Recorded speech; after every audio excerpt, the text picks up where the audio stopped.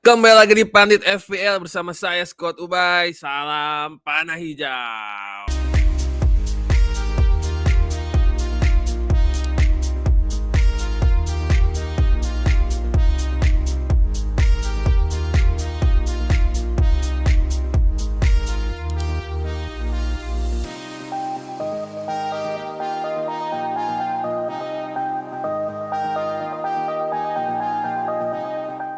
Aduh, memasuki late game ya, FPL ini sudah memasuki akhir-akhir season ya. Udah di game week 34 nih, kemarin game week 33 sulit ya, apalagi yang pasti mayoritas dari kita menggunakan memasang ban kapten kepada Saka atau Marmus. Di timeline Pandit FPL ada yang pasang kapten Trossard, itu gak tahu akun dia yang keberapa ya. Cuman pasti mayoritas taruh kapten di Marmus atau Saka, dan dua-duanya poinnya buruk ya, bukan lagi jelek, buruk pokoknya. Dan di game 34 ini waktu yang cocok buat pakai free hit ya, apalagi buat kita yang kemarin udah farming aset-aset dari City, juga Arsenal, juga Aston Villa, Crystal Palace. Karena 4 tim tersebut ya, Manchester City, Arsenal, Crystal Palace, dan Aston Villa akan blank di game 34. Jadi mungkin perlu menggunakan free hit. Nah, sebelum membahas lebih lanjut dan membahas squad pick di game 34 ini, kembali saya ingatkan untuk ikuti atau follow semua sosial medianya Pandit Football dan Pandit FPL. Ada di Instagram, ada di X, dan juga silakan subscribe juga YouTube-nya. Juga ada juga di TikTok, dan juga sekarang Pandit Football sekarang sedang menggalakkan event-event offline ya. Kemarin ada fun football, ada juga kelas menulis, dan juga nanti ada main PS bareng. Lalu untuk Pandit FPL di musim ini yang hampir berakhir ini juga bekerja sama atau berkolaborasi dengan BRFI atau Battle Royale FPL Indonesia. BRFI ini salah satu liga yang sangat menarik, sangat unik karena dimainkan bersama-sama secara tim gitu ya. Jadi nggak kayak FPL seperti biasanya yang main individu, ini main secara tim. Silakan kalau mau tertarik dan pengen ikutan, pengen gabung ke BRFI, cek aja di Twitternya atau X-nya @liga_BRFI. Semoga di next season bisa join di BRFI karena seru banget. Oke, masuk ke squad pick game 34, kita akan menggunakan formasi 3-5-2 ya. Di posisi kiper kita pilih Pickford dari Everton dengan harga 5,1. Lawannya TSB-nya 14,6%, lawannya adalah Chelsea. Nah, Chelsea ini tim yang sulit ditebak juga ya, karena tidak ada konsistensi di dalam tubuhnya. Di 4 game terakhir Chelsea ini gol konversinya paling buruk kedua, 6,3% aja. Tapi shots-nya paling banyak dari semua tim, 79 shots. Ada 26 on target, cetak 5 gol, dan potensi save dari Pickford ini lumayan, bukan lumayan lagi, malah yang terbaik ya, karena save percentage-nya dalam 4 game terakhir itu paling tinggi, yaitu 83,3%. Dan mencatatkan 15 save. Berarti kalau 15 save dalam 4 game week, rata-ratanya hampir 4 save per game week ya, hampir. Oke, next ke defender, kami pilih Ait Nuri, RAN dari Wolves, harga 4,9, TSB 13,10%. Kenapa Wolves? Karena lawannya Leicester yang udah pasti degradasi ya. Leicester udah pasti degradasi, tidak ada motivasi lagi untuk bermain. Jadi ya kemungkinan besar clean sheet. Wolves dengan catatan statistiknya juga mendukung ya. Leicester dengan gol konversinya kelima paling rendah, hanya 6,9%, hanya cetak 2 gol. Sementara Wolves shots conceded-nya ke-7 paling sedikit, hanya 39, clean sheet 2 kali. Dan Ait Nuri juga punya potensi gol atau assist dengan catatan created chance paling tinggi di antara semua defender dalam 4 game terakhir, yaitu 11 created chance dan 1 assist. Nah, yang kedua adalah Livramento. Kemarin sempat banyak diambil karena double game week-nya Newcastle ya.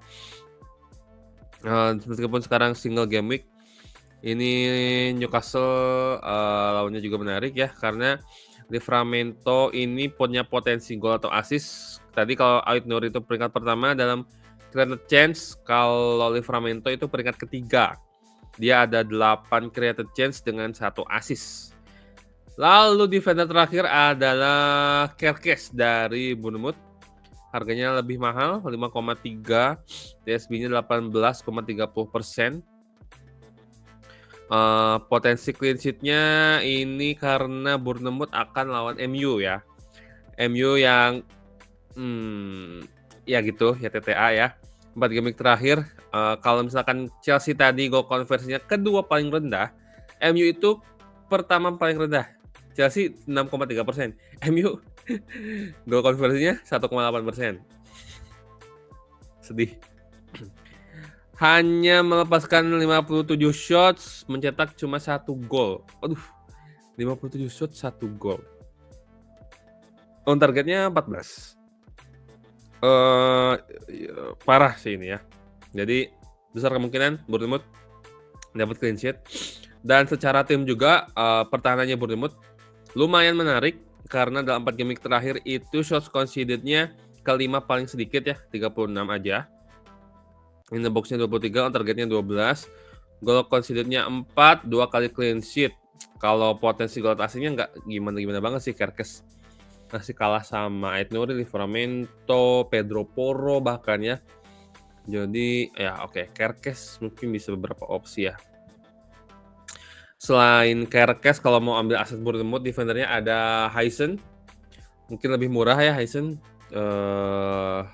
Tapi yang lebih potensi. Tapi Huysen potensi gol asisnya nggak setinggi Kerkez. Kerkez terbukti dari awal season ya, sering banget kasih assist gitu. Jadi silakan ambil mumpung lawannya MU. Lalu masuk ke midfielder, pertama adalah Harvey Barnes dari Newcastle. Nah, aset-aset Newcastle ini terutama midfielder ya cukup setara gitu ya. Cukup setara potensinya karena ada Barnes, selain ada Barnes ada Jacob Murphy, ada Gordon sudah balik. Nah, ini menariknya. Karena ada kabar Gordon sudah kembali, Barnes ini sedikit dikhawatirkan gitu ya, posisinya atau menit bermainnya. Jadi silakan pertimbangkannya dan silakan tunggu info di menjelang deadline-nya gimana kabar Barnes dan Gordon siapa yang akan main. Tapi secara potensi Barnes ini di atas semua midfielder Newcastle lainnya gitu. Jadi tetap kami pilih sebagai gelandang unggulan pertama dengan harga 6 aja. TSB-nya 5,2%. Dan secara tim Newcastle ini gol konversinya paling tinggi dalam 4 game terakhir yaitu 20,3%, gokil. Shots-nya ketiga paling banyak 74 dan mencetak 15 gol. Parah, 15 gol. Ih, banyak banget ya. Berarti dalam satu game week lebih dari 3, bisa lebih dari 3 rata-ratanya. Dan lawannya adalah lawan zona degradasi ya, Ipswich. Dan kalau misalkan Newcastle tadi gol konversinya paling tinggi, Ipswich ini shots conceded-nya paling tinggi. Jadi cocok ya. Dia menerima 104 tembakan dalam 4 game week. Wadaw. Dan secara individu Barnes ini shots-nya paling banyak di antara semua midfielder dalam 4 game week terakhir. Dia melepaskan 15 shots, mencetak 4 gol. Created chance-nya ada 6 dan melepaskan 3 assist. Jadi wah, ini mewah banget ya. Dari segi statistik sangat mewah. Tapi tadi peringatannya, kalau Gordon udah balik ada kemungkinan ditukar sama Gordon tuh posisinya. Karena Eddie Howe cukup fair atau gimana ya, sangat kelihatan suka banget sama Gordon gitu. Jadi peluang Barnes dirotasi ke Gordon cukup besar. Lalu yang kedua adalah Antoine Semenyo dari Bournemouth. Harga 5,7, TSB 7,2%. Tadi kalau misalkan Barnes ini adalah top 1 goal conversion, kalau Semenyo ini top 2 shots. Jadi midfielder dengan shots paling banyak. Oh salah, Barnes ini shotsnya peringkat pertama dari semua midfielder. Sementara Semenyo peringkat kedua, 15 shots, in the box-nya 5, golnya 1. Cuman created chance-nya sedikit lebih banyak dari Barnes, yaitu 8, dan cetak 1 assist, sama aja. Oke, next yang ketiga adalah Salah. Ini Salah ini lebih ke mandatory pick ya. Sebenarnya nggak ada secara statistik, nggak ada yang bisa dielaborasi. Tapi kalau kita nggak pick Salah dengan TSB 71,20%, andai Salah return pasti merosot sih rankingnya. Next adalah yang keempat, Mbeumo dari Brentford. Kemarin cetak banyak poin ya. Berapa? 1 gol, 2 gol ya lupa. Dengan TSB 34,3%. Secara statistik Brentford ini 4 game terakhir juga bagus ya, gol konversinya 15%. Tapi shotsnya rendah ya, kelima terendah 40. On targetnya 15, cetak 6 gol. Lawannya Nottingham Forest. Nottingham Forest ini meskipun sangat produktif ya, tapi pertahanannya sedang menurun ya. 4 game terakhir dia shots conceded-nya ketiga terbanyak, ada 75 shots conceded, 4 kebobolan, 1 clean sheet. Mbeumo 7 shots, 3 gol, dan asisnya, potensi asisnya Mbeumo ini dari semua midfielder itu creative chance-nya keempat paling banyak, ada 11 dan cetak 1 assist. Dan yang terakhir, midfielder terakhir ada Luis Diaz. Nah ini, nama yang sudah lama tidak muncul di scout pick, akhirnya muncul lagi dengan Diaz menemani Salah ya. Karena ternyata secara statistik Diaz ini menarik. Di 4 game terakhir di antara semua midfieldernya Liverpool bahkan lebih tinggi dari Salah ya. Shots-nya itu 10 paling banyak di antara semua midfieldernya Liverpool. Cetak 2 gol, 3 on target. Created chance-nya paling banyak juga di antara semua midfielder. Bukan cuma midfielder Liverpool doang ya. Tapi semua midfielder dia paling banyak created chance-nya. 14 created chance dalam 4 game terakhir dengan cetak 1 assist. Mantap. Jadi kalau punya slot midfielder terus bingung ambil siapa atau udah males sama Salah, bisa ke Diaz. Tapi jangan sih kalau Salah ditukar ke Diaz. jangan. Next ke posisi striker. Yang pertama adalah dari Wolves, yaitu Strand Larsen. Wolves dengan harga 5,4, TSB-nya 5%. Yang dalam 4 game terakhir Wolves ini gol konversinya kedua paling tinggi setelah Newcastle ya, 16,7%. Targetnya 15, mencetak 8 gol. Lawannya Leicester ya, sama kayak tadi data-datanya Ait Nuri. Lawannya Leicester, kalau tadi ketika membahas Ait Nuri membahas bagaimana mereka menyerang, ketika membahas Strand Larsen membahas bagaimana Leicester bertahan. Bagaimana statistiknya? Buruk ya. Leicester dengan 83 shots conceded, kedua paling banyak ya. Yang pertama tadi Ipswich, yang kedua Leicester ya, 83 shots conceded, gol concedednya 8, kebobolan 8 gol, gak pernah clean sheet. Sementara Strand Larsen shots-nya ke-6 paling banyak di antara semua striker, ada 10 dan cetak 3 gol. Match ya statistiknya, jadi Strand Larsen cukup menarik. Dan ditambah sudah kembalinya Matheus Cunha yang kabarnya mau ke MU. Sebelum ke MU bisa kali ya bantu-bantu Strand Larsen. Nah, yang kedua adalah tentu saja Isak. Kayaknya nggak perlu banyak dibahas lagi meskipun Isak beberapa kali blank ya. Sama kayak Liverpool ya, Isak juga mandatory pick dengan TSB 61,3%. Jadi mau gak mau Isak harus diambil kecuali kalian sangat ingin naik ranking dan punya banyak justifikasi untuk ambil striker selain Isak, mengambil striker selain Isak dan tidak mengambil Isak gitu. Karena risikonya besar gitu. Tapi di balik risiko yang besar, keuntungannya juga besar. Andaikan aset yang dipilih benar-benar on point dan bisa menutupi poin yang didapatkan Isak gitu. Misalnya nggak ambil Isak tapi ambil Vardy gitu. Terus dia dari game week 34 sampai game week 38 nanti Vardy bisa cetak poin lebih banyak daripada Isak. Nah, itu berarti high risk high return gitu. Risknya gede memang nggak ngambil Isak, malah ambil Vardy, tapi ketika berhasil returnnya pasti gede juga, kayak gitu. Oke, next ke diferensial dari Wolves juga ya untuk kipernya yaitu Bentley. Nah, karena tadi lawannya Leicester jadi Bentley sebagai kiper ketiganya Wolves ya. Ini juga jadi risikonya karena Bentley ini kiper ketiga jarang main. Risikonya kayak belum terbiasa atmosfer di lapangan atau sebagainya pasti ada ngaruhnya secara psikologis ya. Tapi harganya murah banget 3,9. TSB-nya sama 1,8%. Soal pertahanan Wolves dan soal serangan Leicester tadi udah dijelaskan. Jadi Bentley ini diferensial pick untuk kiper. Lalu di diferensial defender adalah Colwill. Levi Colwill dari Chelsea dengan harga 4,4, TSB-nya 2,8%. Lawannya adalah Everton. Nah, Everton ini gol konversinya buruk juga ya, karena keempat terendah, hanya 6,5%, melepaskan shots-nya 31 doang. 4 game week 31 shots, berarti 1 game week cuma berapa tuh? Cuma 8 juga gak nyampe ya. 7-8, 7 lebih lah gitu. 7 lebih shots per game week, cetak 2 gol. Sementara Chelsea shots conceded dalam 4 game week terakhir juga lumayan terawat ya, nggak terlalu banyak, hanya 36. Dan 2 clean sheet. Colwill juga shots punya potensi gol karena dalam 4 game week terakhir shots-nya paling banyak di antara shots-nya kelima paling banyak di antara semua defender. Ada 6 shots. Tapi resikonya Chelsea ini tidak konsisten. Jadi bisa aja meskipun lawannya Everton, Chelsea kebobolan bisa aja ya. Sangat besar kemungkinannya. Tapi secara statistik mendukung. Jadi ya itu.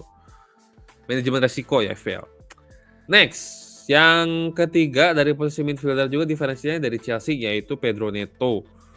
Ini bisa jadi alternatifnya buat kalian yang males sama Palmer ya. Harganya 6,1, TSB-nya sangat rendah 1,4%. Tadi Everton udah dibahas pertahanannya, serangannya. Sementara pertahanannya juga nggak terlalu bagus ya mediocre lah. 4 game terakhir shots conceded ke 53, shots concedednya 53. Ini shots 53 itu ya tengah-tengah lah. Jadi peringkat ke-9 kalau nggak salah. Gol concedednya keempat, gol conceded kebobolannya ada 4 gol, clean sheet-nya cuma 1 kali dari 4 game. Sementara Neto secara statistik dia shots-nya ketiga paling tinggi di antara semua midfielder, ada 14, cetak 1 gol dan 6 dari 6 on target. Cuman resikonya tadi yang dijelasin bahwa Chelsea ini gol konversinya kedua paling rendah. Tapi ini gol konversi dari satu tim ya, bukan gol konversinya Neto. Jadi mesti ada peluang Neto buat cetak gol meskipun secara konversi timnya ini buruk gitu. Terakhir dari Bournemouth, dari posisi striker yaitu Evan Nielsen dari Bournemouth dengan harga 5,3. Ini striker murah ya dengan harga 5,3, TSB 4,8%. Sementara secara statistik Evan Nielsen ini shots-nya ketiga paling banyak di antara semua striker. 12 in the box, 4 on target dan cetak 3 gol. Resikonya adalah Bournemouth ini gol sama kayak tadi Neto. Bournemouth itu gol konversinya secara tim itu ketiga paling rendah. Cuman balik lagi ini tim ya, ingat ini tim. Jadi Evan Nielsen mungkin ya pasti ada pengaruhnya ke Evan Nielsen. Cuman bisa jadi Evan Nielsen ini adalah penyumbang terbanyak dari gol konversi serendah itu gitu. Bayang nggak? Jadi meskipun Bournemouth ini gol konversinya rendah, tapi kontribusi Evan Nielsen ini tinggi, bisa aja kayak gitu. Lawannya juga MU ya. Ini lawan MU ini bisa jadi potensi, bisa jadi risiko sih. Cuman kita taruh sebagai risiko aja karena secara statistik memang pertahanan MU lumayan membaik ya. Karena 4 game terakhir shot conceded-nya keempat paling rendah, 34 dan cetak 1 clean sheet. Kebobolan 6 gol. Tapi ya namanya MU ya. MU musim ini maksudnya.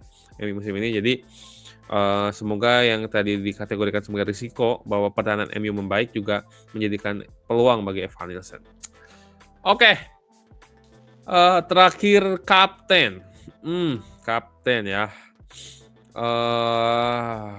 Kapten agak sulit sih. Mau pilih Salah juga. Pasti kebanyakan taruh Salah sih. Karena Salah lawannya Spurs ya. Kalau gue pribadi mungkin lebih ke arah asetnya Newcastle ya. Entah itu Isak atau Barnes atau justru iya sih antara Salah atau Isak mungkin ya. Sedikit diferensial mungkin Luis Diaz atau Strand Larsen, Barnes juga menarik cuman Barnes itu yang dikhawatirkan cuma satu rotasi. Padahal semua statistik mendukung, eye test mendukung, yang dikhawatirkan satu rotasi, itu doang. Semenyo nggak lawan MU ya, oke sih. Ya, opsinya antara Salah atau aset Newcastle, antara Isak atau Barnes. Kalau sedikit diferensial mungkin ke arah Luis Diaz atau Mbeumo bahkan. Nggak terlalu banyak pilihan ya, karena ada 4 tim blank juga. Jadi ya, atau mungkin lebih ke Strand Larsen justru atau Chun Ha, karena lawannya Leicester. Ini faktor Leicester ini lumayan berpengaruh pasti, karena udah pasti degradasi, nggak ada motivasi gitu kan. Ngapain gitu kan, kecuali